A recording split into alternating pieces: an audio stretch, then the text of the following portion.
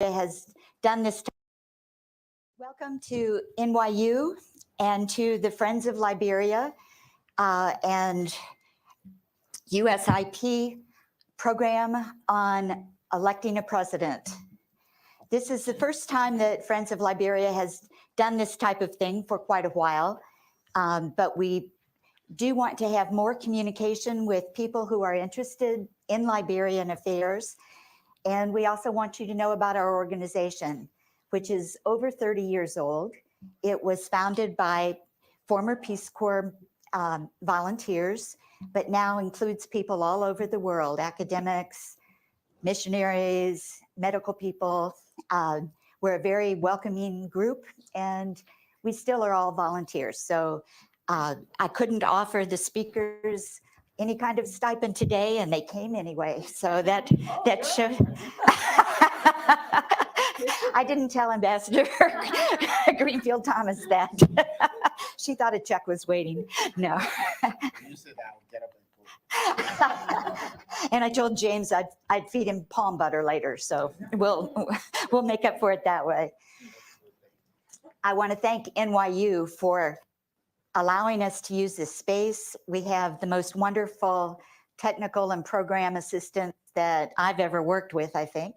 And I really appreciate everything that they're doing for us to make us feel at home and help everything run smoothly. You're welcome to move closer to the front if you would like, but if you're comfortable where you are, that's okay too. I would like this to be a conversation. We'll start off with the panelists, and then we'll open it up to questions. But I believe you were given little index cards as you came in, and I would like you to write questions on those. We will handle those questions first, and then after that, if we still have some time, we'll have the open mic for things that may come up during the question period. Would you take 30 seconds, maybe even a minute, and either turn around or turn forward and say hello to the person that's near to you and find out who they are and what they're doing?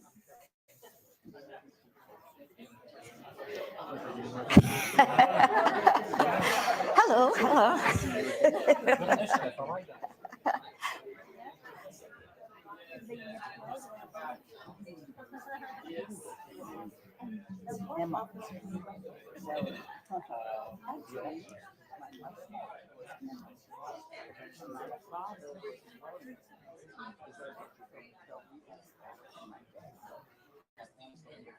Thank you all. I appreciate the time of you're doing that. And I really like the fact that I have to cut you off, because that means that when we finish and we have refreshments, that you are going to love talking to each other even more. One often doesn't find an audience that really enjoys talking about Liberia and whatever connection that you may have with it.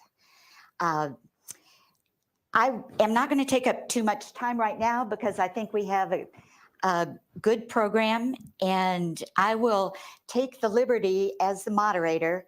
I not only get to be nervous, but I get to butt in and ask questions if I think that perhaps a particular speaker has more to say than what they've been able to give you, or may have some background that they're not sharing with you because they assume you already know it. I'll introduce each person as we go along, and keep questions in mind, but I know we'll all focus on listening to what people say. During the question and answer time, I may be taking some notes up here on the flip chart, because in my career, I was with the State Department. I was also a Peace Corps volunteer. And I always used to hate to go to meetings that were just talking meetings. People can talk and talk and talk and talk, and nothing ever gets done. So my ideal for this meeting would be that at the end, after you have had your input, that we've got some pretty concrete suggestions or proposals or ideas that we might share with whatever new government comes into Liberia to help them with the challenges that the country faces. So with no further ado, I would like to introduce James Buddy. You may know James from the VOA programs. He's been with them for several years. He's now the manager of Daybreak Africa. He is a Liberian. We've known each other for decades, although we've been away from each other for a good decade or so. And James has been up to the minute with developments in Liberia. So I would like him to start off. James is an award-winning journalist. I could go on for a long time about how good he is, but please go to his bio online if you'd like more information, and I won't take away from your presentation. Wherever you want. All right. Oh, this doesn't have a mic. Okay, I can use the mic. Thank you. Good afternoon. Good afternoon. Thank you. Thank you very much. I think she lured me to come to this event because she promised me some Liberian food. That's the only way I can come to this program. I love Liberian food. Anyway, as she said, we try to be up to date. This morning on my program, Daybreak Africa, I had the Election Commission. You all know that there is a challenge to the results of the October 10th election. So 4 parties challenged the results because they said there were some irregularities. So the Supreme Court ordered the Election Commission to put a hold on the runoff. And so the commission already heard all the complaints from these 4 parties. The ruling Unity Party took a petition to the court yesterday, and this morning the court, the petition was to force the Election Commission to provide documents.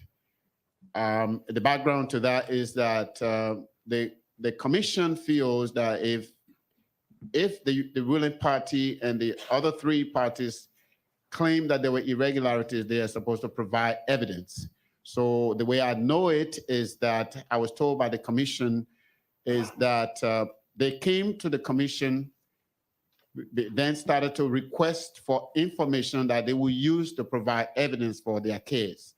Meaning, and according to the Election Commission last night, when they were telling me, is that if they have to provide the information that these 4 parties are asking for, that means about 10,000 ballot boxes that the commission will have to turn over to them. So you can see that it's not feasible to do that. So the commission rejected that request. A hearing board in the commission rejected the request, and a board also considered that and rejected it. So the ruling party went to the Supreme Court with that petition to force the commission to provide. This morning, this afternoon here, our time, the court threw that petition out. So this is a text somebody sent me from the Supreme Court as soon as it happened.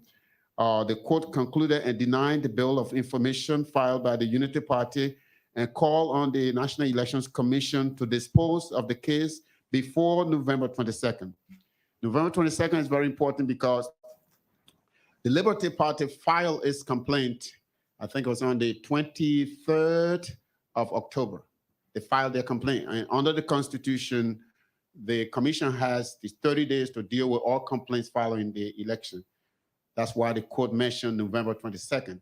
So as things stand, I can just maybe say that next week, Wednesday, the Election Commission is going to dispose, as the Supreme Court directed, dispose of this petition, and maybe it will immediately schedule a runoff.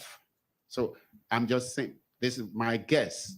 We don't know, because this afternoon I was talking to one of the party leaders who filed the complaint, and I asked, what's up, and then, and this, it was an interlocutory ruling on UP's bill of information. The case continues at the NEC tomorrow, Saturday.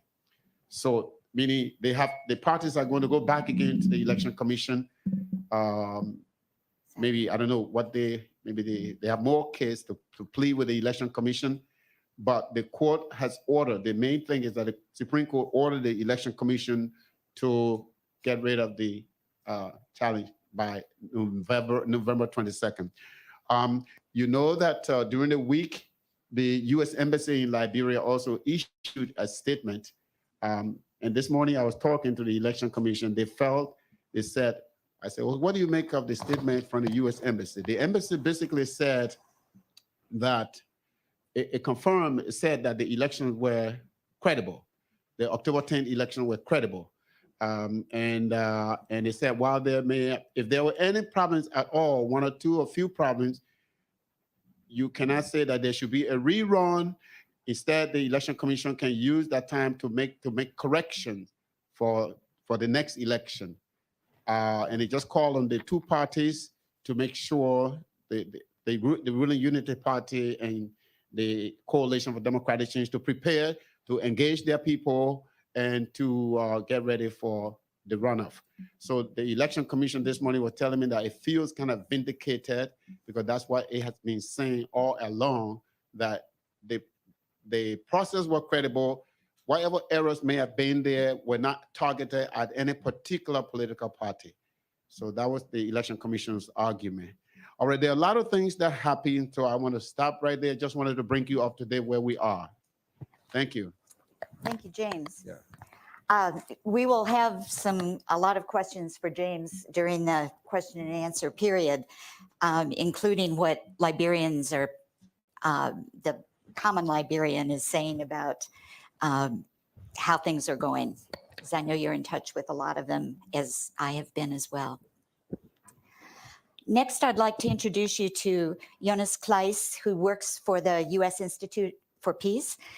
And Jonas has been a good partner these last few weeks as we've tried to decide whether to have this program or not after the elections were called off. And I know that he's been working on a broader area of elections and peacekeeping. And so, Jonas, please go ahead. Happy to stay seated here if that's a possibility.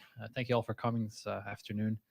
So while most organizations that are engaged in elections work on promotion of credible, free and fair elections, my organization's U.S. Institute of Peace takes a slightly different approach and is primarily looking at the promotion of peaceful elections and the prevention of election violence. In some cases, those mandates may overlap, but often that is not the case. In our research in Liberia and across the world, we primarily look at efficacy questions. So what works to prevent election violence? What does not work? And under which conditions does this hold? So in the next few minutes, I'll briefly discuss the election process, provide a bit more context to the great introduction that James already provided. And I will also offer some thoughts on what was done to prevent election violence and what perhaps was missing. Our findings on what really worked in the election process will evidently come in the next couple of months, so stay tuned for that. About a year ago, I would say that there were several reasons to be concerned about these elections in Liberia, as there were some of the most reliable predictors for election violence that were present. It was going to be a competitive race. President Sirleaf was stepping down. There was no clear successor standing up. That's often already an indicator that elections may get tense. There was a recent history of mass violence in Liberia. That's also an important predictor. So in the literature, one would say that a history of election violence is the best predictor of future election violence. There was some indications that there was going to be a lack of funds and infrastructure to guarantee credible elections and election security. The NEC faced some significant budget shortages, and the Liberia National Police had been notorious for corruption and even human rights abuses.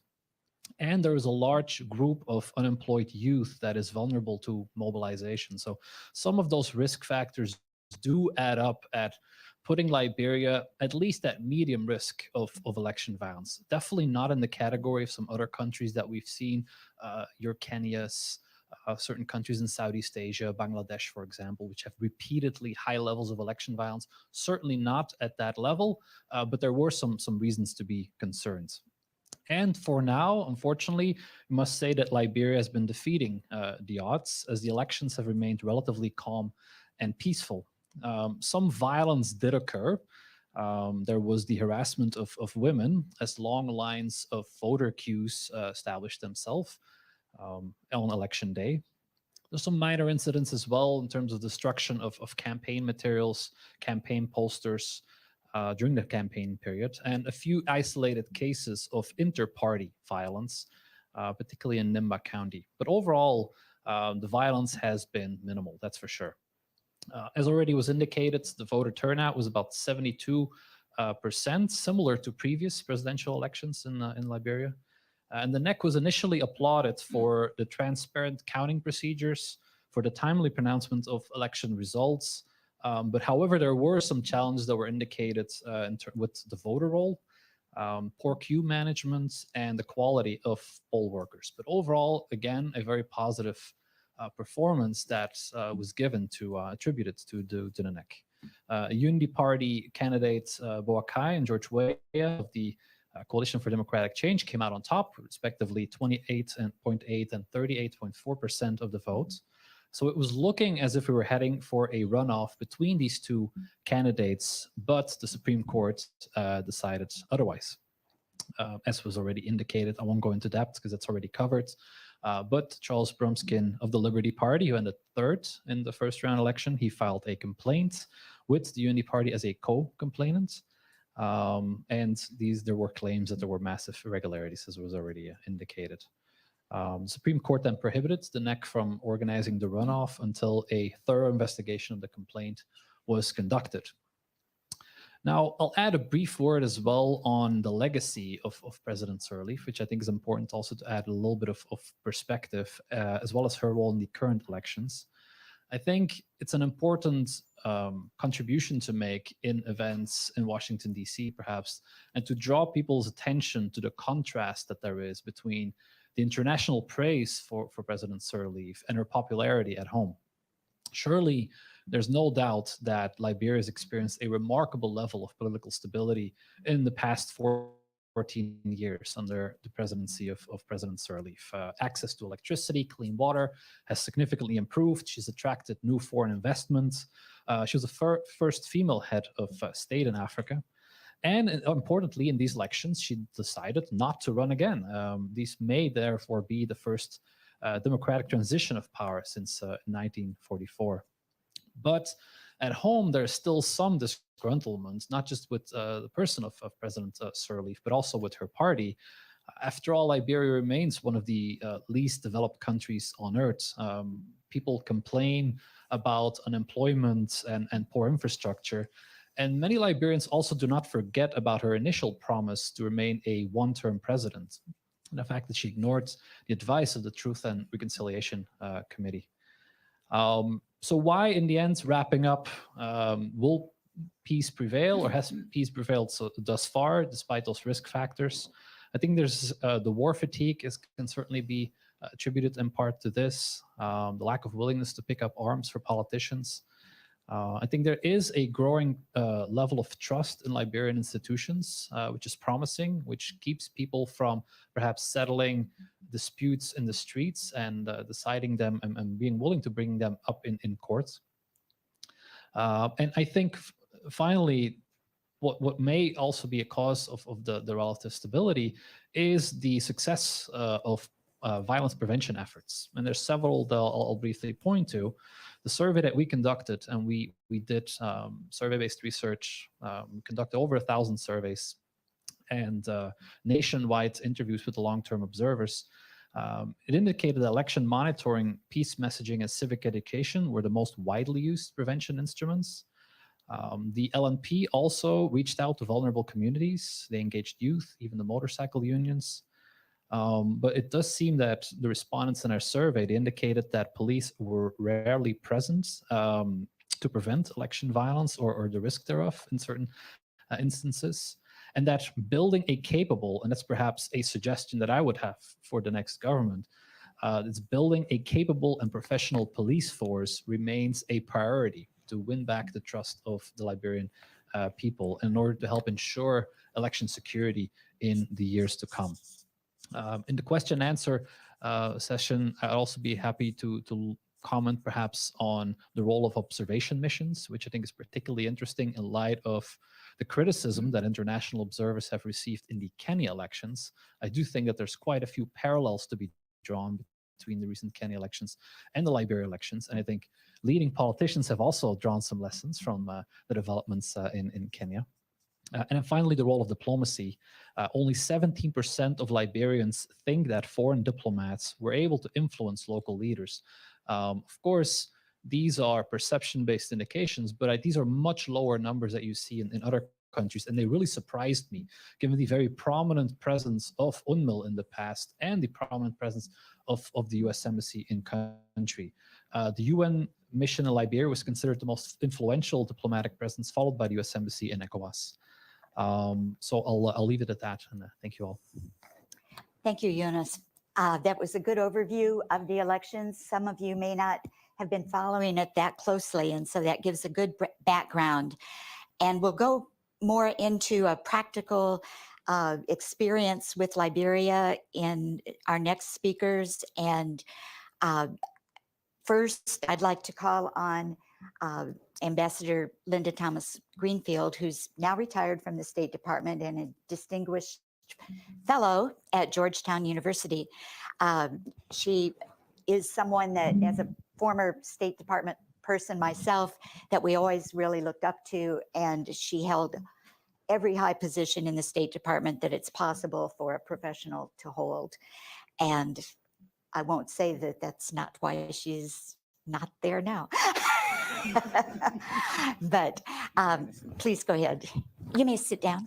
I think I prefer to stand Sure. just because I have, I'm dealing with a foot that Sure. is not feeling good sitting there. Okay. Good afternoon. Let me start by thanking Friends of Liberia. Friends of Liberia have always been here for Liberia for so many years. You said 30 years, and you've been with Liberia through thick and thin. And this effort is just one more signal to the world how important Liberia is to you and to all of us who care about Liberia. I'd also like to start by giving you a little bit of context. As you know, I was the ambassador in Liberia, but I have been engaged with Liberia since my mid-20s. I went to Liberia as a graduate student to do research in the 1970s, and like many of the Peace Corps volunteers in this room, I fell in love with the country. And so to return after 30 years as the ambassador was an amazing experience for me. But I've been involved in Liberia for almost 40 years, and I witnessed Liberia going through its many evolutions. If I would just go back to when I was there in 78 and when I left in 1979, and we know what happened in 1980, and on and on. I rejoiced with all of you and with all Liberians at the conclusion of the peace deal in 2003. The war went on way too long. It had a devastating impact on the country. Liberia's historic elections in 2006 was really an amazing feat, not just because Liberia elected the first woman to be president of Africa. That was a big deal, but it was because Liberians elected a president. They actually elected a president, and one that was in an election that was viewed as free and fair, and mostly peaceful. And more importantly, the Liberian people voted. I was there. I watched people as an observer standing in line at 3 o'clock in the morning, waiting for the election. It rained that night, and they stood in the rain. and they stood in the mud, and then the sun came out and they stood in the heat so that they could vote. It was a sign that Liberia was on its way to change, and they voted and they staked a claim in a future peaceful Liberia. So now here we are 12 years later. We find ourselves once again in what I'd like to refer to as a crisis of conscience and a crisis of leadership in Liberia. On October 10th, Liberians again went to the polls. They went with tremendous confidence and they voted. 70%, I just heard you say. They unfortunately had to make a choice between personalities and not issues. And there were 20 personalities. That still gives me palpitations that in a country the size of Liberia, people have to vote between 20 different personalities who are not talking about issues, but are talking about themselves. And for those of you who don't know me, I consider myself as Liberian as anyone else here. I feel like I'm in the family, and I will always tell Liberians like I think it is. And if they don't like it, they don't like each other, and they don't like me. So that's okay, because we all talk to each other in a very serious way. So they had to choose between 20 candidates. And I don't think it was easy to go to the polls and try to decide which one of the 20 candidates you would select. But over 2 million of them voted. And again, estimated to be 70% of the population, of the voting population. And they came out with 2 clear winners. And so they were ready for, in my view, a second round. The election, as you heard from our embassy, and I agree with that, the election was peaceful. And the election was considered generally free and fair. Was it perfect? Absolutely not. Ours are not perfect.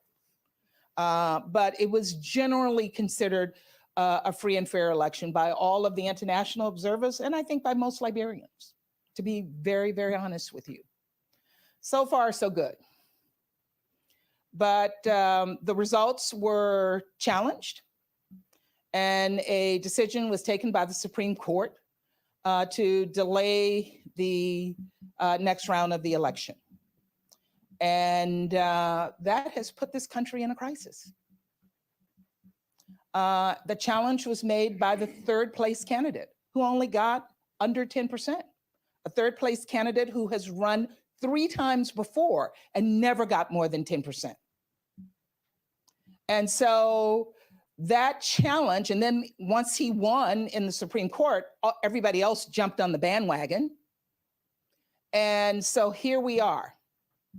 We know that we don't know when there's going to be election. I hope, James, as you said, they'll make a decision by next week that there will be an election and when the election will be, because the people deserve that. They earn that right to vote for the 2 choices that they made. And what we do know is that come January, I think it's January 18th, Sirleaf is gone. She's not decided to stay again. She had the right to run a second term. I know she said she wouldn't, but she never tried to change the Constitution to run a third term, as far as I know. And we know she didn't. So come January 18th, Liberians have to transition. And if they don't have an election, they won't have a transition. And we will have a constitutional crisis in this country.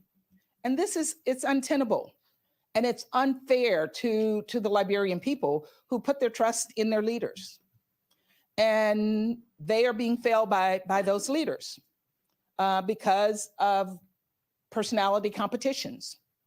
Liberia had a chance, and it still does have a chance to make history, to actually have a transfer of power from one democratically elected president to the next democratically elected president if the second round is allowed to take place. Liberia has a chance to continue to earn the respect of the international community and earn the respect of the region, Nobody wants to see Liberia start to go backward. Whoever the newly elected president, if allowed to be elected, can start a process of making his, and it is his, contribution to moving Liberia's agenda forward.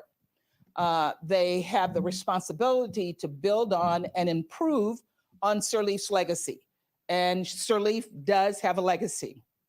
They need to learn from her mistakes. She did make mistakes. She wasn't perfect. And they need to build the legacy for themselves for the next generation. So Liberia's leaders have, in my view, failed the people of this poor country, who look to them for leadership and look to them for building a future for their children. My question to Liberian leaders is, what's wrong with you? I mean, you have a responsibility. This problem that we have today should not exist in Liberia. The people spoke, and they deserve the opportunity to speak again and elect their chosen leader. Now, let me be clear. I don't have a horse in this race. I used to say when I was in Liberia before that my candidate was democracy. In this case, my candidate is democracy, but my candidate is also whomever the people choose in a free and fair election. Now, sometimes the choices that voters make are not always the best choices for those of you who voted in our election. They don't always vote for the person that those of us who think we're smarter than others, they don't vote for the person that we think ought to be the president. So the Liberian people will vote. And whoever they elect, every single one of us, every Liberian in this room, every member of Friends of Liberia, every friend of Liberia, every bilateral partner of Liberia has the responsibility to try to help that new president succeed, whichever one is elected, because that person will be the choice of the Liberian people. Now, if you told me to select a president, I'd select one for you. But that's not how it works. People get to vote. So my hope is that all Liberians find a way to get past this current crisis and to continue on their very shaky and unstable path of democracy. They're on the path of democracy. Democracy is not a perfect institution, but it is continually improving. It self-improves over time. And sometimes there are setbacks, as we have seen even in our own country. But Liberians can't go backward. Liberians don't have the time to go backward. Liberians have to go forward. When so many people around the world are rooting for this country has to show that they are ready to continue on the path of democracy. I look forward to your questions.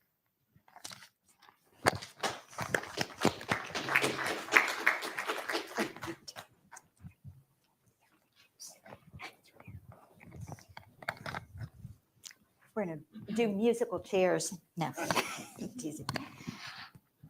You can see why Ambassador Thomas Greenfield was our draw for today. She has the background and the eloquence to say so much that's on all of our minds.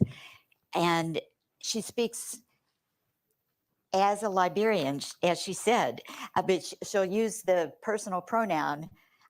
She's not speaking anymore in her role in the U.S. State Department. She's speaking as part of the Liberian family. And I think that's what makes the difference between someone who kind of preaches at others and someone who's part of a family and just wants to try to find the best for everyone. Let's move on to Assistant Professor Welma Red. She is at Morgan State University, and she has a background in Liberia. As a Liberian woman, she was outstanding as a journalist with the Liberian Broadcasting System, and she also worked in the West African Union, right? Mana River Union, that's right. And is now doing a lot of projects with cinema and other things. And she'll speak to us about what she sees as some of the important things that need to be taken care of in Liberia from her perspective. And it's a perspective of journalism in Liberia. As most of you know, it's very important that we have a strong press. Without a strong press, what is often called the fourth estate, you have your three branches of government, and there's the press that can be very instrumental in helping people see what's going on, decide on, make decisions based on the facts that maybe the government may not be willing to share so readily. So you have a press that is shining light on areas that may not be often available to people through the government. So it's important that the press is reliable, the press is giving valid information, the press can be trusted to provide the information to the public that will help the public form their opinions, vote, and decide who to put their votes behind, and so forth and so on. I want to say, unfortunately, unfortunately, in Liberia, we do not have that strength in our press for several reasons, and some of them I might touch on. Besides that, Liberia has a complicated history. And over the years, from its foundation, Liberia has been having these political ups and downs. E.J. Roy, that was the first coup. So from the very start, people were trying to dislodge what was supposed to be the democratic way, what the Constitution requires. People have tried to skirt it, and the candidates that have been either voted for have been tried to be denied the right to enjoy the vote that they earned.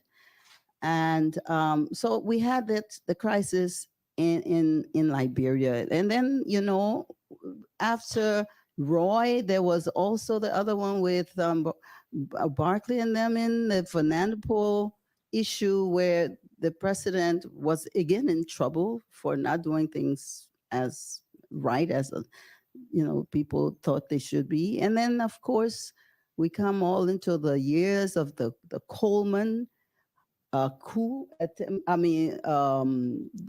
was a coup that was alleged, let's say, William David Coleman. Again, there was supposed to be a coup there. And then there was a Famulek coup. There again was supposed to be a coup there. And then, of course, we went to the Flanzamin. Well, before the Flanzamin, we had a real coup. We had the military coup that brought Doe in. And then the Flanzamin thing. And then finally, we are where we are. And as the ambassador rightly said, we are on the verge of a constitutional, political, and national crisis. Regardless of how we would like the elections to go, we need our press to try and tell the story clearly, fairly. What I would like to do is to give some recommendations as to how perhaps going forward we could strengthen the press. A lot of work is being done in Liberia already. The USAID and other institutions, the German Dutch group and the European Union, they are funding a lot of programs to help the press. But there are other things that maybe can still be done so that the press is a strong instrument for promoting democracy, which is absolutely necessary. Some of my recommendations include the elimination of the criminal libel law and other laws that stifle the media. I mean, the press is not perfect in Liberia, especially since the entrepreneurial skills of our press may not be strong enough, and they don't have like the press here in many countries, they are financially independent. Our press is not. Oftentimes, they depend on government contracts. They depend on United Nations contracts and so forth and so on. Other contracts to survive. It depends on government contracts. So we need to strengthen the press, not making libel law, especially where it pertains to public figures. If the press says something about a government official, wherever they are, they shouldn't be arrested. They should not be put in jail. They should not be fined. We've seen incidents of that throughout our history. We need to also use tougher standards, with these public figure libel cases. And there's a bill called the Table Mountain Table Mountain is where all the African countries went and met and say, we're going to support a free press by eliminating these laws. We also need to partner with government and safeguard national security against some of these incursions. We need to, for the police and the army, they need to understand the role of the press and respect that. We need to help our press be more economically strengthened. And I will stop there. But there are a number of things that can be done to help the press do a better job in Liberia in promoting democracy. Thank you. Thank you.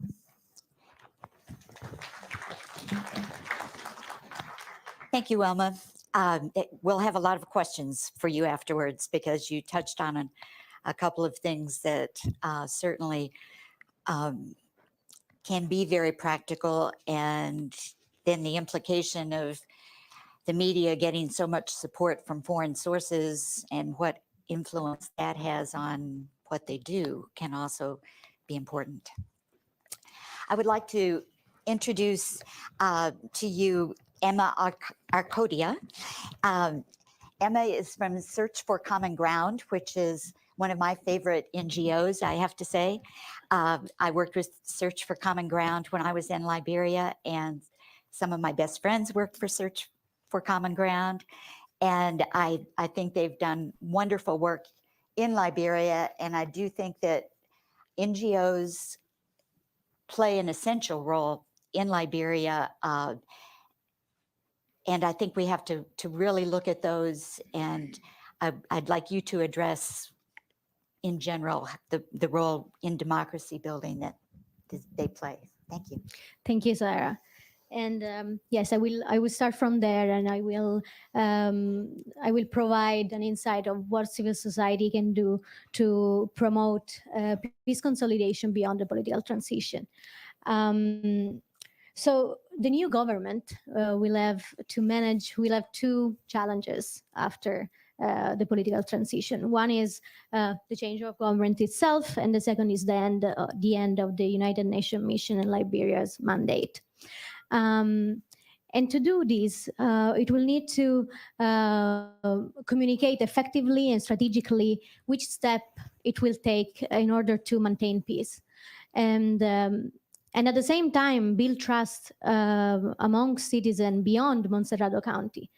And civil society can play a key role in strengthening citizens' trust in institutions, as well as in supporting the government in maintaining peace and then triggering development. framework for supporting peace and consolidating peace are already there. They have been drafted, namely the Agenda for Transformation Vision 2030, the 2017 Peace Building Plan, as well as the 2012 Strategic Roadmap for Healing and Reconciliation. However, those agenda have not been implemented, or they've been acted upon partially. So it is important to go back to each county, to work together with citizens in order to understand what are their grievances, and in order to have the government respond to those grievances. To do so, it is important for the new government to focus on two main priorities. The first priority is reconciliation, and the second priority is security sector reform. For reconciliation to be a priority, because we see even though the election didn't experience too much violence, but there were some cases of tensions between that were along ethnic lines. For instance, in Sino County between Sarpo and Kru ethnic groups. So it is important, and despite the fact that these these tensions were triggered by the elections, they were dated to deep rooted in the civil war in the past 50 years of not accomplished reconciliation. So it is really important to in order to achieve peace, to go back, look at what were the conflict that triggered the civil war, and then heal citizens and heal Liberian society. And second is the second priority, as I mentioned earlier, is security sector reform.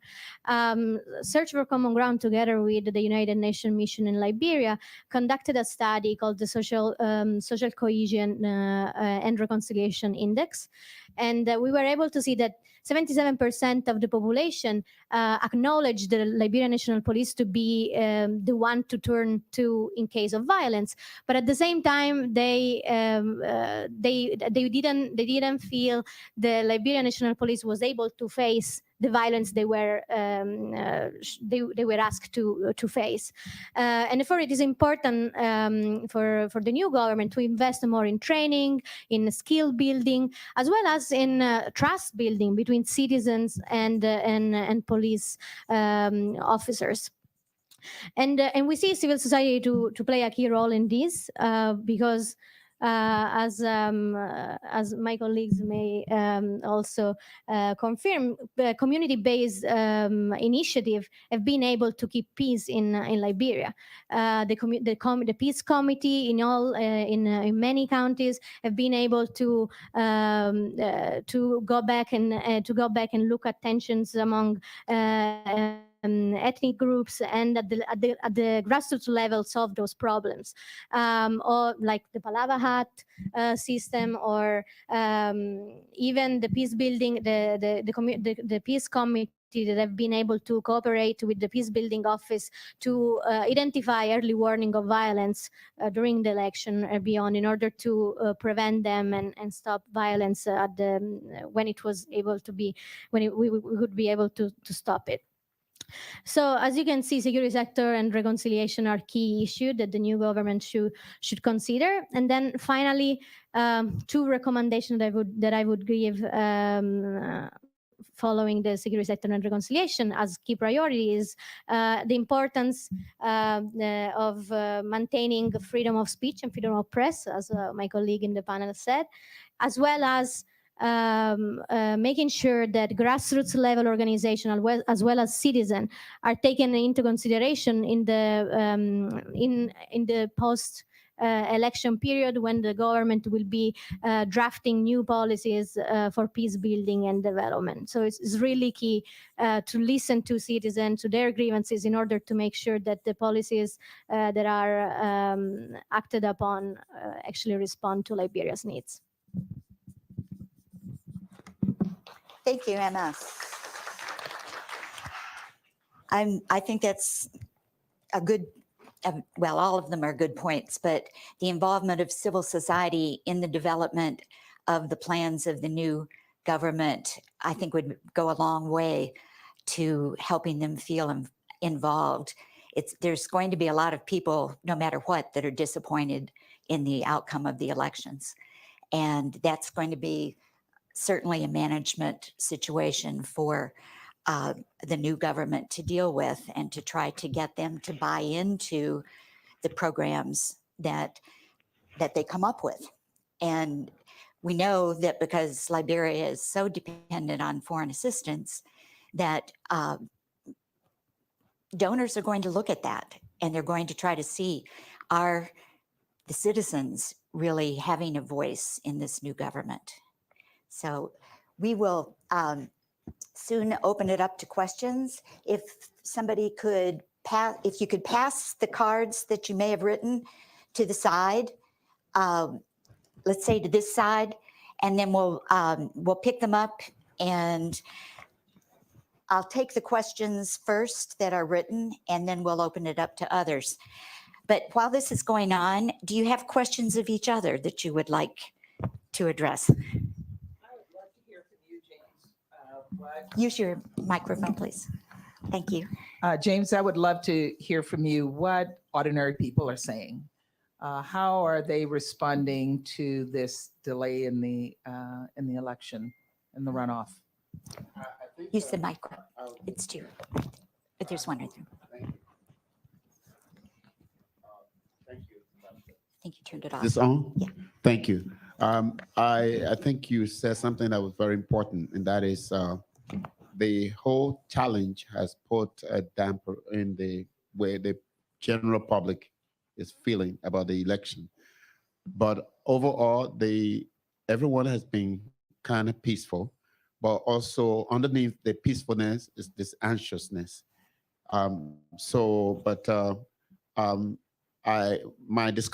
interview with George Weah, and every time you talk to them, I think he kept repeating, all his people, they kept repeating that the people should continue to remain peaceful.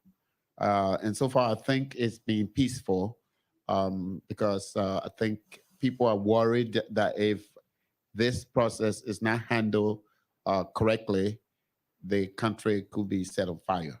So, but so far, everybody has been very peaceful, and people are anxious. They want to get it over with. They want to go and vote.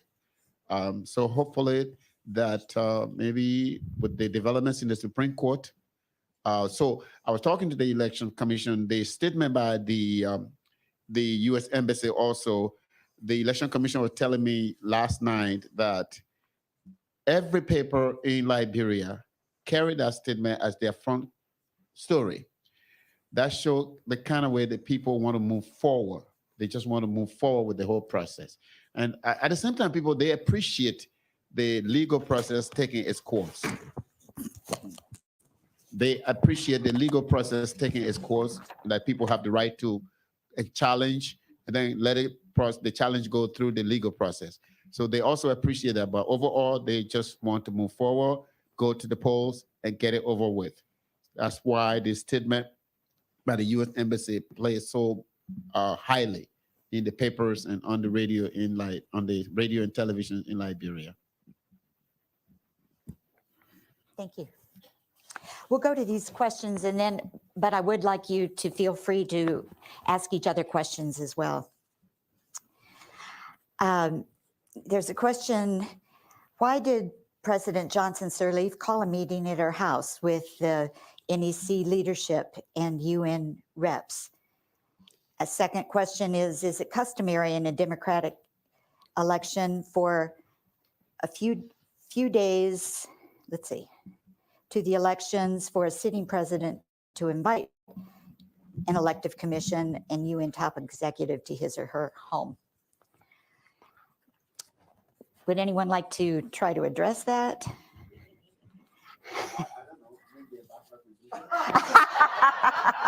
I don't think we can. I don't think we can speculate. Because she gave me the first question, so I want to give her the second one. it should be on? Look, I don't know. I don't know the answer to that. It probably didn't help the situation that was done, but she is the sitting president, and the Electoral Commission is hers. It probably shouldn't have happened in her home. It should have happened if she was going to have a meeting, a public meeting with the UN to explain it. It should have happened in the Electoral Commission's office or in a much more public forum. But it's not for me to second guess her on that decision. If you ask me if I would have done it, I'd say no. But I don't know that that's the reason that we're in this crisis today. Thank you. A question, will America live up to its promises from this colonization society of 1816 to 1816? You know, I'll take that one, and I'll take it because once I gave a speech in Liberia, and I said the only promise the American Colonization Society made to Liberia is they didn't want the people who were sent back to Liberia.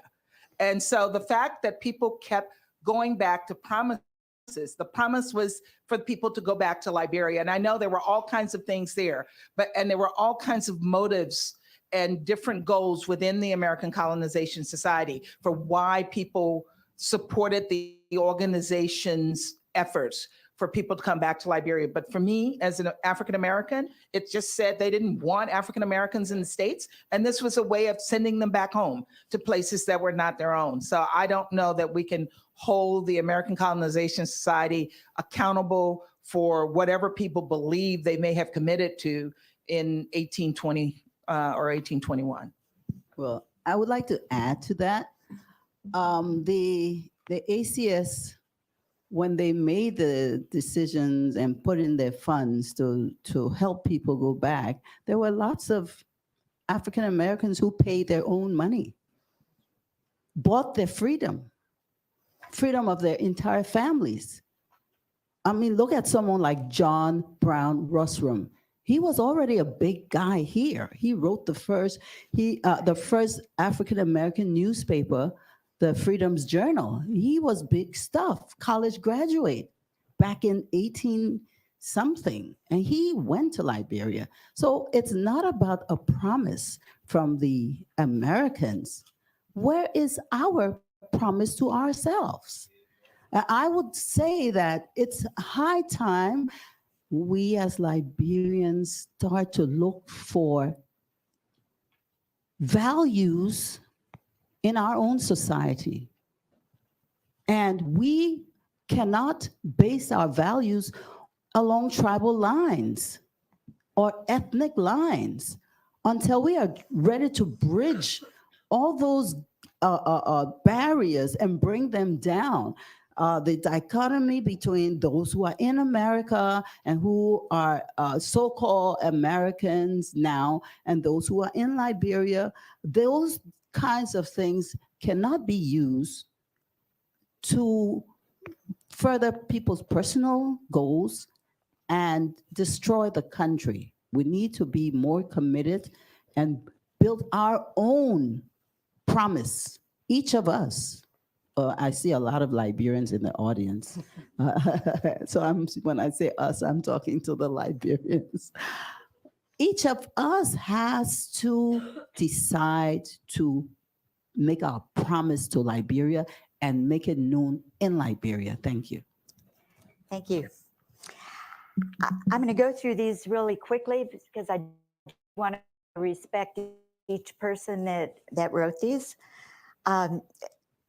What do you make of key players of the Liberian Civil War serving in positions of power and being kingmakers in the elections?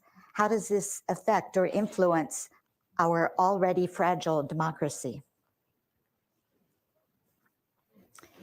Is that it? Why looking at me? Oh, okay. I know people say that, but we've gone 12 years with people who fought in the war serving in the government, 12 years. And so, again, if it's part of the democratic process, then let it be. So if those people are elected by the people, some of the people I didn't even know they fought in the war. And then when I come to read the history, they say, well, this person was in the war. But if the person is elected by the people, then we have to respect that. So it's like somebody was telling me, I was talking to and say, and so why did you talk to Charles Taylor? And then, it's just like making wise decision now. Like, so, and whether that will have an influence in what he's going to do or whoever is elected president, it's just like the president meeting with the election commission. Did that have any influence on, would that have any influence on what the results would be? We don't know. But the point is that we are saying that's not going to, I don't have the power to bring Charles Taylor from where he is. I may have met with him, but I don't have the power to, I may have talked to him, but I don't have the power to bring him to Liberia. So that the people were elected. Prince Johnson was elected twice. He was elected twice. And Prince Johnson played a big role in the Civil War. So many people in the government. So if that is part of democracy, I can't say anything about that. Because you cannot deny the people the right, the democratic right as Liberians to contest. Unless there's an international law to say that, or a Liberian law to say they cannot run. So that's the way I see it. Thank you. Anyone else want to make a short comment? There was another question about what could be said about George Weah's contribution to peace in Liberia. And I think you mentioned already that he and other candidates have all spoken out that they want this to be a peaceful process and that all Liberians should honor and respect that. I think what he said in that interview was that he said that the people who are challenging the results, if only they knew his role, what he did to bring peace. And he goes back to the last two elections. That's what he's talking about. Some of these people are challenge the result. They don't know what we did to bring peace. I don't know what he did so far about holding his people down. That's what he's telling. He said, if he didn't do it, there was going to be trouble after the election. So he said he played a role after each election to bring peace to Liberia. So I think he was a little bit angry with the people challenging. But I mean, the people have the right to challenge the results. Thank you. The rule of law is essential to upholding peace in Liberia, and it is paramount that the current government of Liberia is held accountable. Oops. What has your organization done to ensure this effort? I guess that means Friends of Liberia.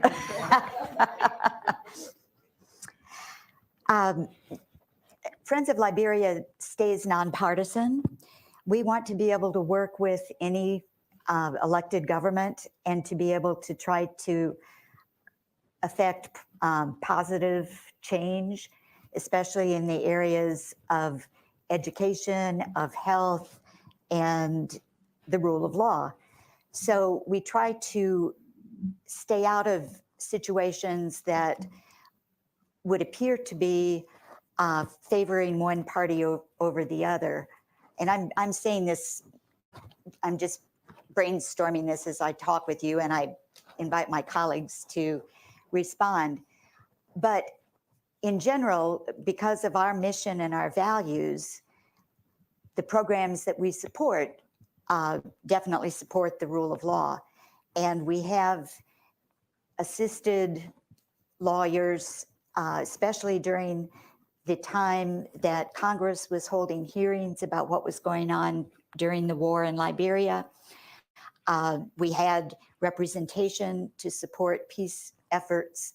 And so the rule of law is very important, but as far as holding a particular person accountable, which is, I think, what this question may be trying to get to, I don't see our role at this time as doing that, but we certainly invite your feedback as to how we might do that in a nonpartisan way. What does the split within the UP and the post-complaint coalition formation say about the UP legacy and the president, current president?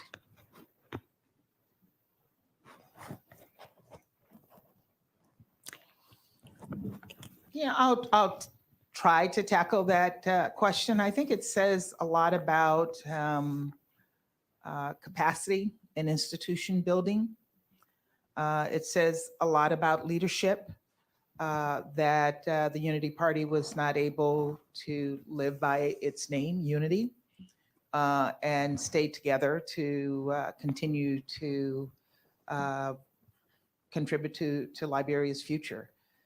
So it was unfortunate, I think, that that the party was not able to work as one, and I think that's part of the reason we're in this crisis right now.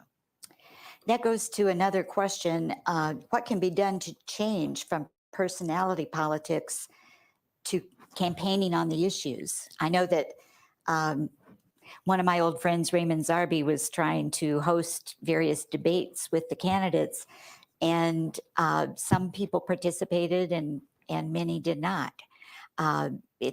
It seemed as if people didn't really want to talk about the issues.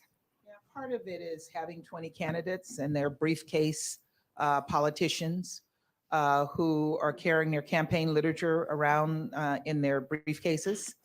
And they run so that they can get their 1 or 2 or 3 or 5% and use it as leverage with the other candidates. So I think the Liberian Constitution or the legislature should determine that there should be only four parties, and that will force people to come together, because right now everybody votes based on ethnic or regional allegiances in that first round of the election. And so if you didn't have 20 candidates, you probably wouldn't need a second round, because somebody would get the 50 plus 1% needed to get elected. So again, if I were king or queen of Liberia, I would just say 4 candidates and figure a way to come together to get the Liberian people to vote for your platform and not for your person. Although I must say that this particular election, the first round, a group did a research and a survey, and they came down with having some kind of a presidential debate, I think for the first time, presidential debate among the 6 candidates that they thought the people were, chose in that survey. And so, so they had a first debate, although George Weah did not take part. And so you mentioned personality, and so it's the fact that the results came out and he was, he took the lead. So was that based on his personality, or was it based on the fact that he didn't show up to discuss the issue? But I think an attempt was made this time around by having that debate. Of course, the second time, the vice president, he boycotted also, because I don't know why, but they made an attempt to make sure that the issues are discussed, except that some of the main candidates chose not to take part. If I may briefly add to that, I think that this is not an issue that's a problem that's unique to Liberia. And you see increasingly that around the world, there's been a shift from issue-based politics towards personality-based politics, even in very mature democracies. I think that if this is a primary concern, then you're well off as a country. Then I'm sure there's other fish that need to be fried first before we can even reach that stage. But I think it's an important issue because it heightens tension, and it creates a fluid nature of politics where people will move parties, they'll leave parties, create new parties, and certainly that has something to deal with it. And if I may briefly go back to a point that was made earlier by Emma about the role of civil society, I think that there are many ways through which civil society can engage to promote democracy, to promote peaceful elections. There's youth programming. I think that there's a lot of good work being done in Liberia by organizations like NYU, which really promotes the next generation of politicians, bring people together. There's a lot of work being done by civil society in terms of civic education educating people about what the role of democracy is and what the responsibility of citizens in a democracy is. Peace messaging is also a large component of what's being conducted by the media, by others that's call for restraint and encourage people to engage peacefully in these elections. But what I will say is, in order for these types of initiatives to be effective, they need to start early and they need to be sustained across election cycles. Because if you think about the logic behind these programs, they try to change attitudes and behavior of a broad segment of the electorate. And you simply cannot do that in 2 or 3 months. Unfortunately, you see that a lot of the election programming starts rather late because that's when the funds become available, and they end soon after the elections. It's important for this type of election programming to be sustained, and only that way you can really change attitudes and behavior in the long term. Thank you. And I would like to again add that the problem is perhaps systemic, and it runs throughout the society. So using the media, now when I say media, I don't just mean press. I mean drama groups, television, radio, everything. Using the media to get the citizens involved in a very sustained manner, not for elections only, right? We need to be involved in building a cohesive society over a long period of time, a society that's interested again in values that we all can share. We need to have a building of not only supporting press, but supporting the civil society. Media has to be used as the voice of the people. And let's use the voice for everything good that we can bring to the society, not just for elections, but let's make the society better. Thank you. Thank Emma? To add quickly, yeah, I think there the key is access to information. And when citizens have the opportunity to listen to their candidates in the constituency at the national level and listen how also they talk among each other, that is the key to change voting along ethnic lines and shifting towards voting along shared interests. And it seems to work. We have done a randomized control trial of this kind of debate in Sierra Leone, and it worked. We can say that voting along ethnic lines is not an immutable rule. It can be changed. So I'm sure that in the future we can see also in Liberia something like that. Thank you.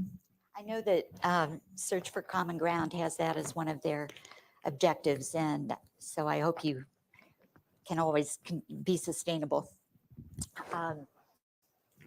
Education is a theme that goes through everything that you all are saying, and we know that that's a major element of a successful society. So one of the questions is, what is the direction of education in Liberia? Is the Bridge Academy effect sustainable, or do you foresee something totally different happening? Does everyone know what that's about? It's the use of a private company under contract to the government to try to correct deficiencies in education using primarily the media, digital media.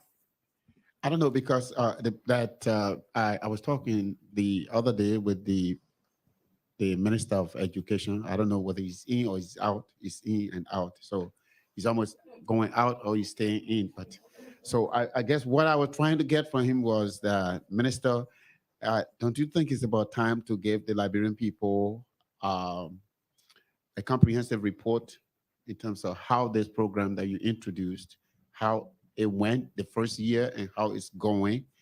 So far, I've been communicating with the minister by text, but he has not been able to come to answer how the program went in this first year. Everybody know it was controversial when it was introduced. There's some people who felt that you know there should be a role for the Liberian government when you want to talk when you talk about public education, and that some people felt that this system may deprive other students of the privilege to learn, to get better education. So I really want, maybe this is a reminder for me to keep pushing the minister, but these days now, so you don't know whether the minister is in or he's out. So when you try to talk to them, they can't answer you directly because they have to be careful what they are saying. But I will keep pushing him to see if we can get a report, because I think he owes it to the Liberian people to tell them how that project went. And I suppose that a new president may or may not want to continue that. There's not a long-term contract obligation with funding, right? As far as I know. Can I just comment on that a bit? And I don't know much about this, but I know that the education system in Liberia as it exists has failed Liberians, and that it's necessary to think out of the box, to look at different ways and try them. And if they work, fine. And if they don't work, let's try something else. Nobody is saying that Liberians should go back to using landlines because you never had landlines. Everybody has moved a generation ahead to using cell phones. The regular classroom system has not educated Liberians. Liberians were all failing the West Africa exams across the board, except for a few schools in Liberia and a few students. So while people have criticized this, they need to see whether it's had some impact and what impact it has had. So if it's improving education for young people, then let's look at this. Let's look at some other out-of-the-box ways for making sure that the very youthful population of Liberia gets an opportunity for education so that they can compete in the world. One of the questions is, what is the status of Peace Corps programs in Liberia, and what is their role, and what should they not do? It kind of ties in with this a little bit in my mind, because most Peace Corps volunteers are in the education sector and some in health. And in years past, when there were large numbers of volunteers, they were also in community development and did a lot of infrastructure work. Some people feel that having Peace Corps volunteers as teachers displaces the responsibility of the government and the nation, because they think, okay, I don't have to hire 200 teachers, I'm going to get them from Peace Corps. Do you feel that that feeling is a reality in Liberia, or do those of you who have either been volunteers or no volunteers, do you feel that they are, in fact, maybe a teaching element to help train teachers that are undertrained? Over nearly, since the 60s, Peace Corps volunteers have been going to Liberia, and many of them have been teachers. And many prominent Liberians who are in positions of authority or just successful in whatever they're doing all have a Peace Corps teacher experience. So I don't think Peace Corps interferes with the government's ability to hire teachers. I think if governments can hire all the teachers they need, then Peace Corps volunteers would do something else. They can't hire all the qualified teachers that they need because all the qualified teachers are not there. And Peace Corps contributes to educating Liberians, and I think we should give all Peace Corps volunteers a hand of applause. Because those of us who went to, when I was in school in Liberia, we had Peace Corps and we had Liberian teachers. So it did not, so I think it should continue. They can all learn from each other. So you need the Liberian teachers, you need Peace Corps, that's okay. It's definitely a two-way street. I know I've learned more from the people I worked with in the health ministry than I gave back, but hopefully I still left something with them. Just for your information, the Friends of Liberia is trying a new approach in preschool education to try to help young Liberians be ready to go to school, because that has not existed for the, may have existed for the elite Liberians, but not for your average Liberian that lives in Painesville or New Crewtown or someplace like that. We will be happy to talk to you about that program, what we're doing there during our refreshment period, because we're real proud of the results that we've gotten in the first couple of years working with a nonprofit group in Liberia called We Care. And it needs replication all over the country, which we can't do, but it's a great program so far with what they call evidence-based proof. Means you do better at the last test than you did at the first test. I think this question, what happened to the 88,000 people that did not vote during this election? I think we've alluded to that with the fact that everybody needs to be brought into this runoff and made part of the new government through civil society efforts, through the media.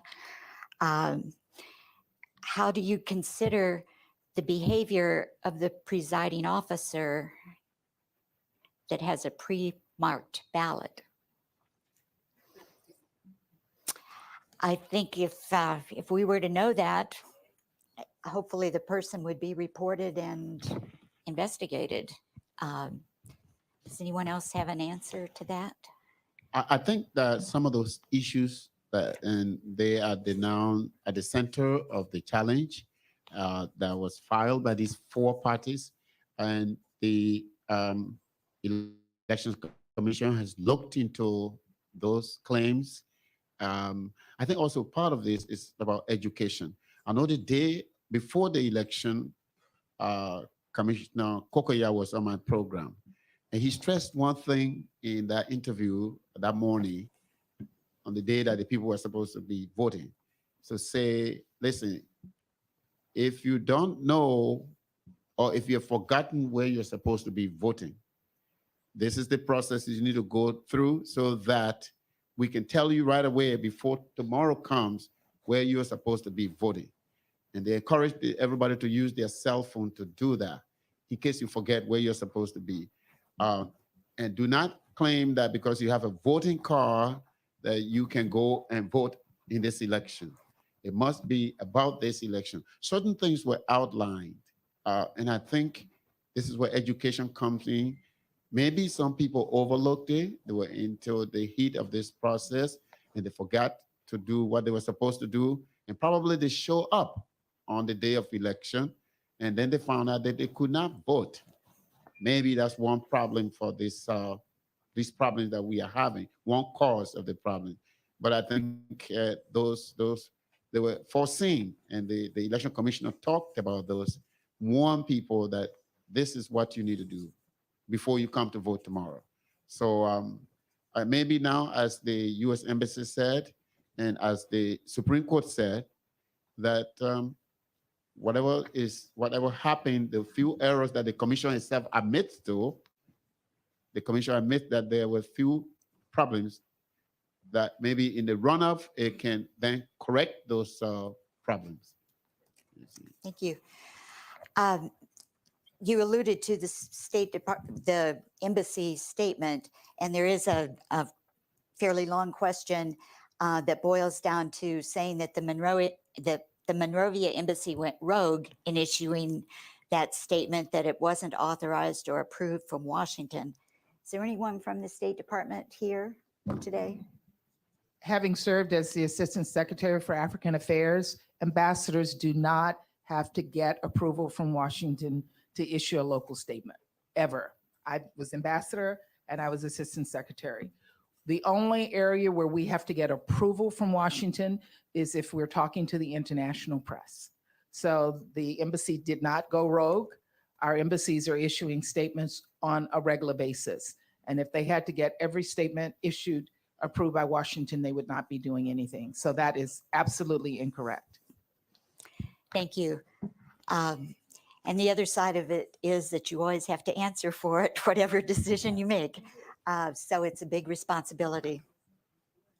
You think about it twice before you do it. Liberia's biggest problem is corruption and a state of kleptocracy. What advice do you have for the new government to address this issue?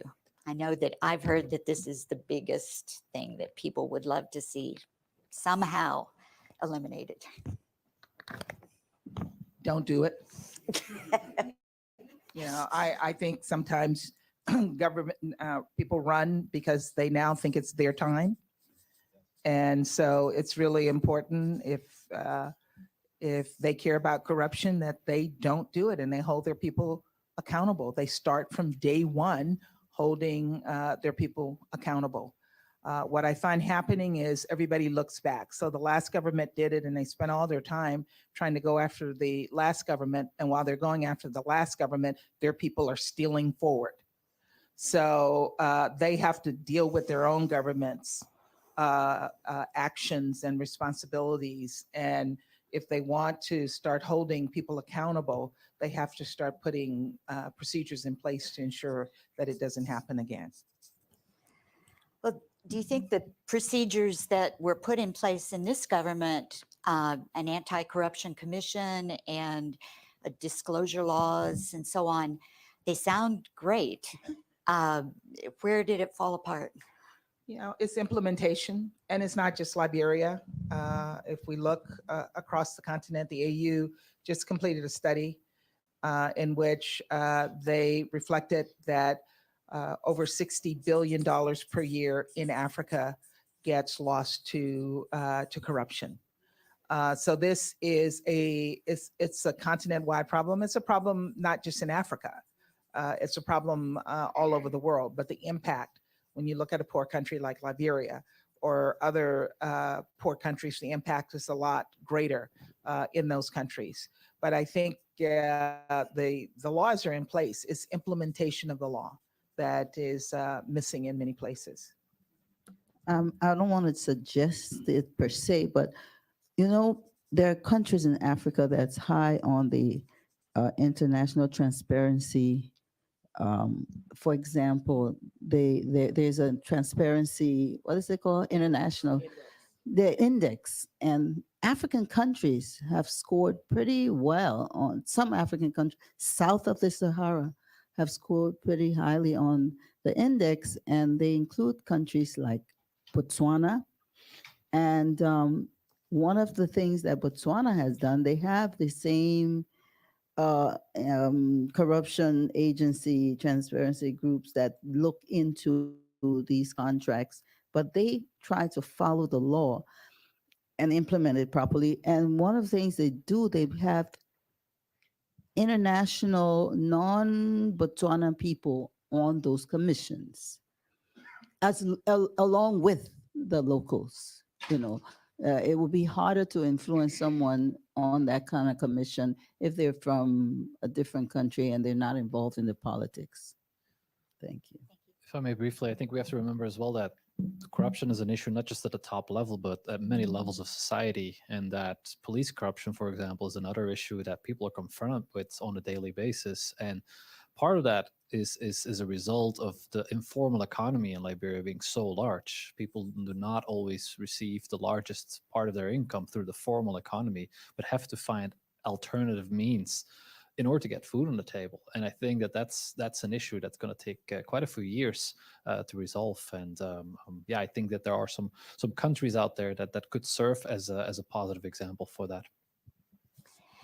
Yes, and certainly with the media, that was alluded to, because when the media don't make enough money to live, you get people buying stories, you get biases in the media that is exactly the opposite of what we want the media to be.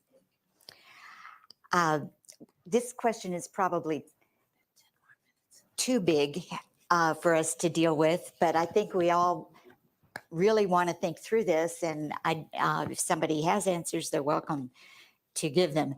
What are your perspectives on the implications of a WIA or Boakai presidency in terms of governance, the economy, and security? What would these look like under each presidency? Would someone please write a paper on that and share it with us? We'll send it to the mailing list if you can determine what that would look like. Any comments? I think it remains to be seen. We can never say how successful someone is going to be as a president and what they will become, because people tend to surprise us. So it's up to the Liberian people. They're going to like one of them.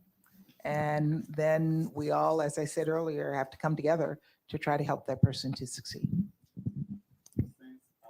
I had the privilege to talk to both of them.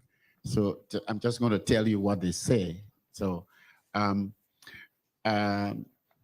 vice president feels that although he was vice president for 12 years, that he has an opportunity to serve as president, and that he's a doer, that once he becomes president, he will be able to implement his own program. He was serving as vice president, and so he needs to be given the chance to serve, to show the people what he can do. WIA tells me that he thinks the people voted for him in the first round, or they have been voting for him all these years, because they think he is the one that can bring the development that they need. He goes back to what he's done to bring peace.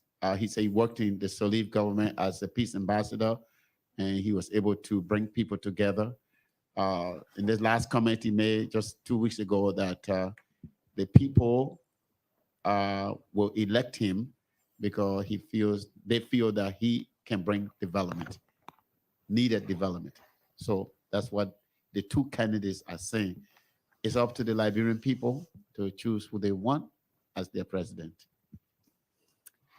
A question about the Liberian Constitution. Doesn't it address what happens in the absence of a sitting president, about transition? And I'm not sure, is it not something to suggest otherwise?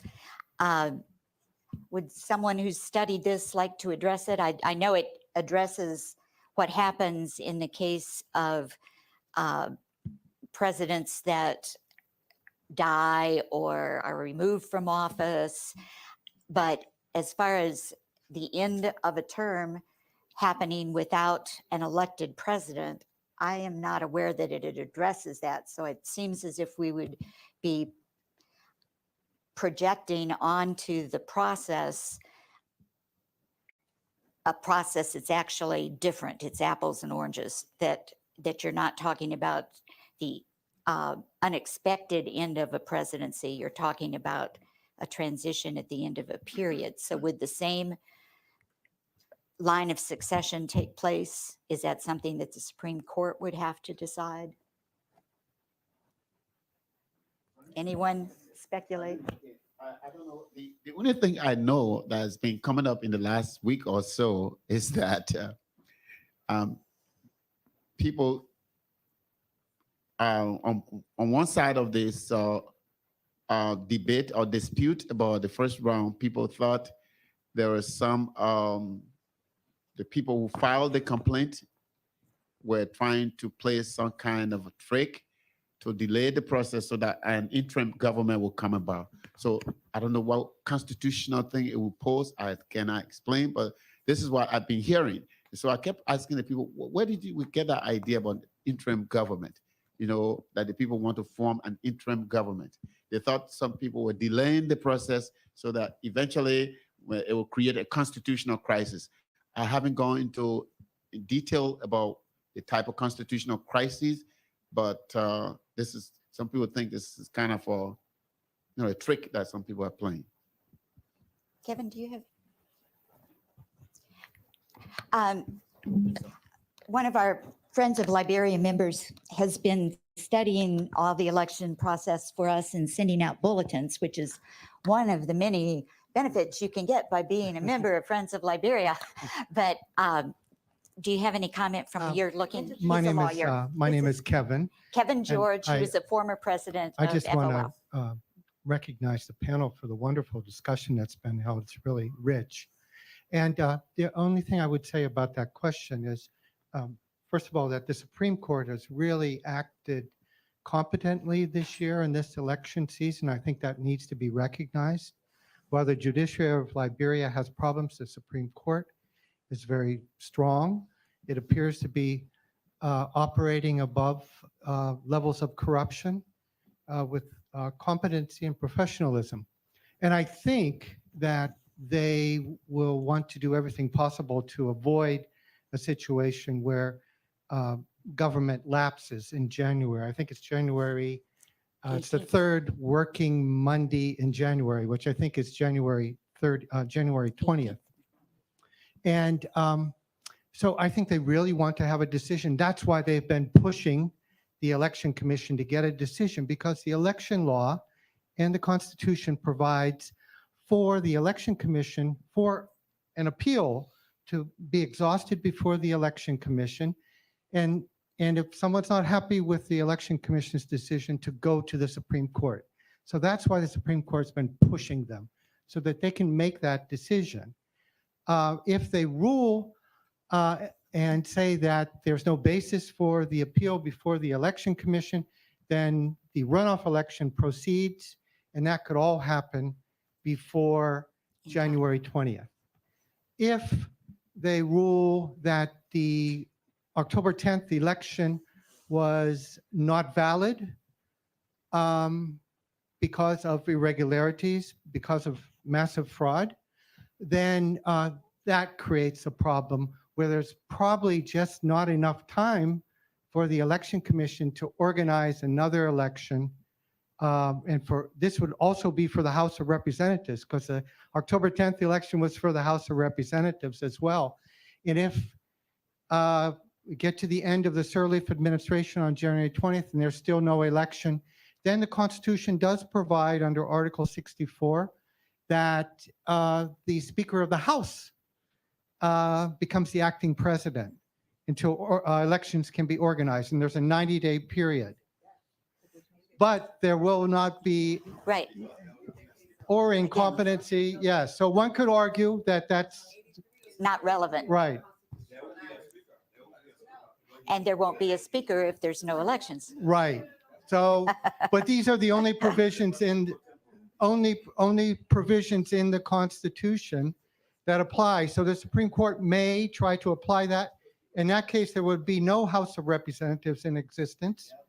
So it would fall to the Speaker pro temp of the Senate, perhaps. Yeah. So as was said, this could be chaos, or it could be proving the installation of a real rule of law system in Liberia. And so I think we're all looking forward to the possibility that Liberia is going to shine and show its best side, but be ready for contingencies. Jonas, you wanted to Yeah, say briefly, something? I think we have to remember as well that in August, the Supreme Court also played an important role in maintaining, keeping the peace and preventing certain tensions from erupting further when the issue of the Code of Conduct came up. Code of Conduct stating that certain presidential candidates would have to resign from their position several years before the presidential elections would take place. And there it took a very pragmatic approach, I think, both showing its teeth, but also showing some pragmatism in considering that the there was not an egregious mistake being made in allowing certain candidates to run, which certainly helped the inclusiveness of the election process. And when it comes to mitigating tensions, then certainly the inclusiveness of a process is quite important. So I think it is the second time that Supreme Court has the opportunity to shine. Thank you.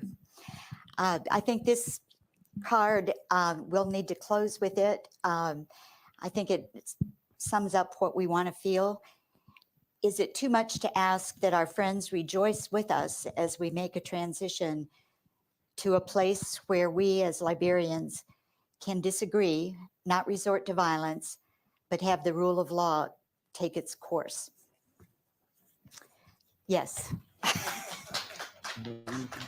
I think that's a fair way to come up, because I got a call from someone the other day. They want to come on the program to talk to Liberians about peace and reconciliation, to talk about reconciliation.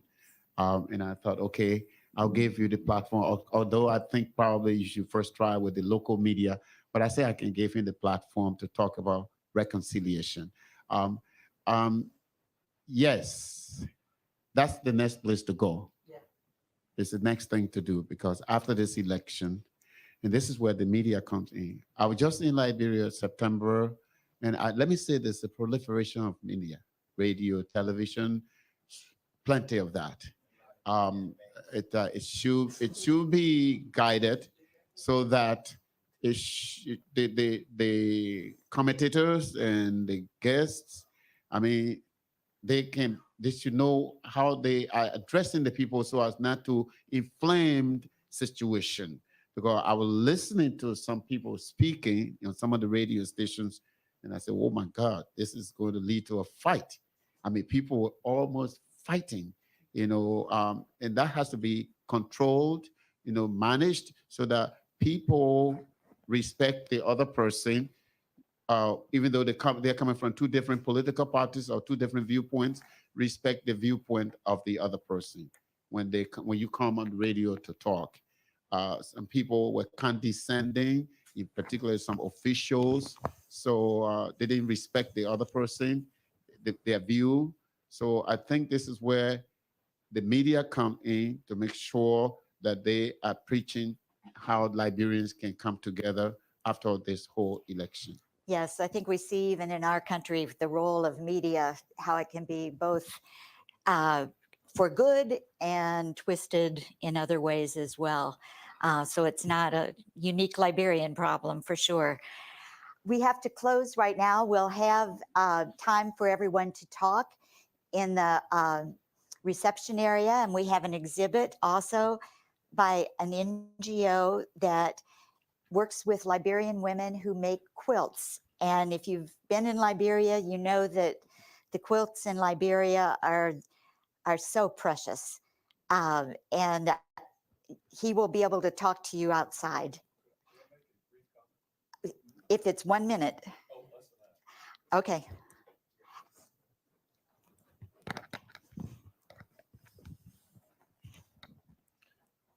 Actually, it's two brief comments, less than one. But still less than 1 minute. Okay.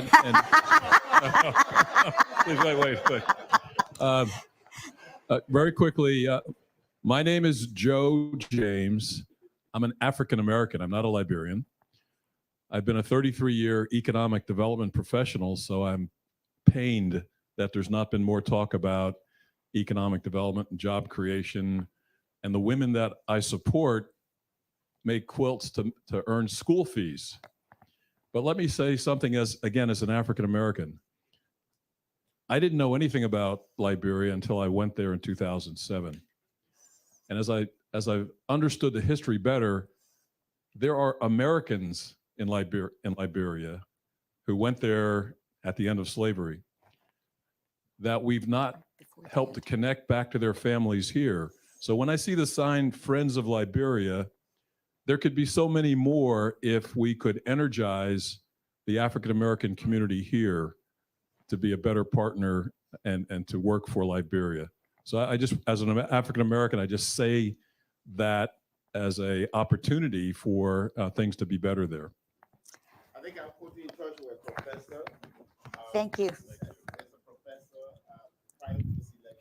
It's later. Called me and said that they did some kind of genealogy study for all the candidates in the election, and he found, and he found that almost all of them, most of them, had connection with the United States or the African American community. So maybe we can connect, and then you can talk further on that. Okay.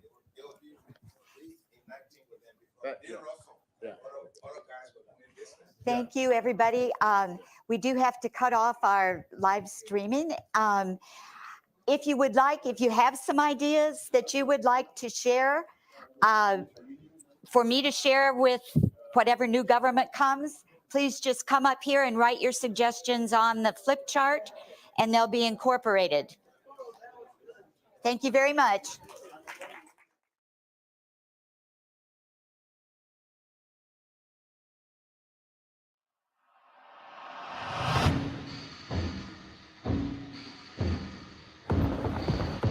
Episode 1 of The Gold Mafia. We love the gangster lifestyle. You live by the gun, you die by the gun.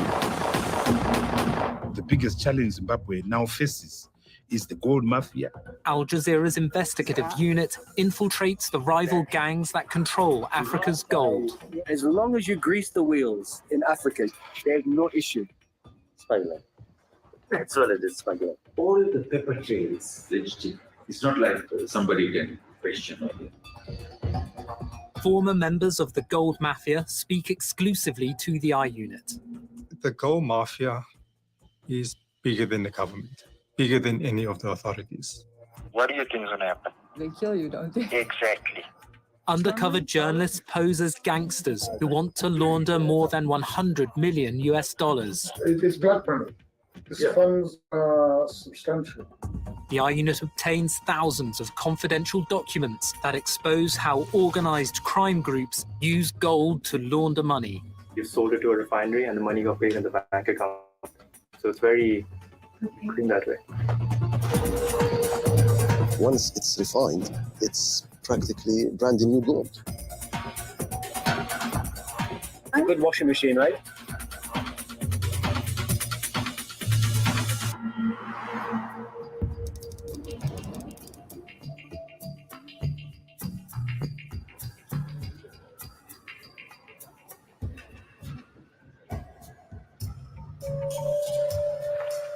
The money to be invested, it's not in the books in Hong Kong or China.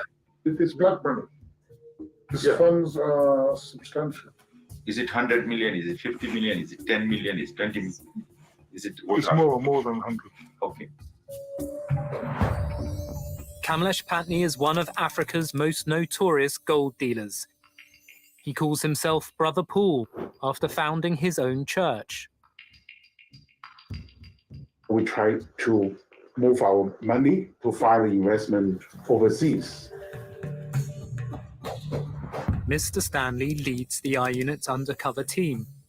They're posing as gangsters who need to launder dirty cash from China.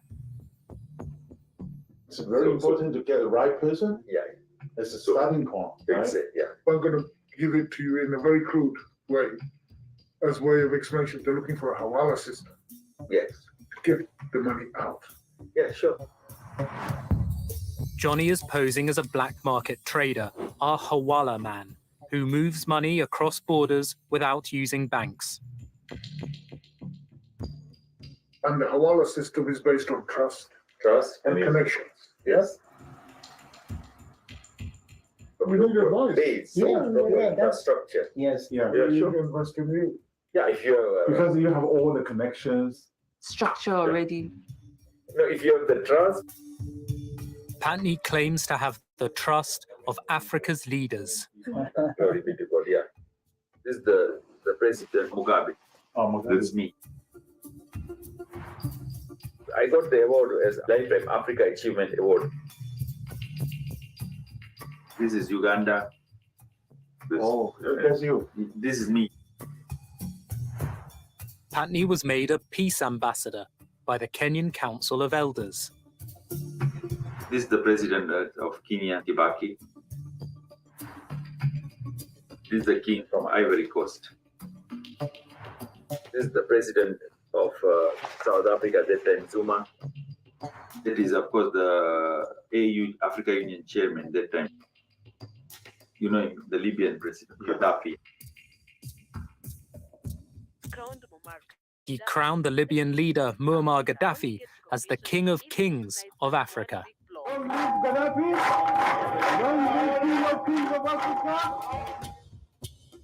After Gaddafi was killed, the pastor anointed Zimbabwe's President Mugabe as the King of Kings.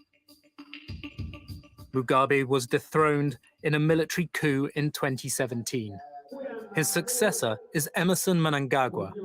Today, we are witnessing the beginning of a new and unfolding democracy for our country. President Mnangagwa is using a UN climate change conference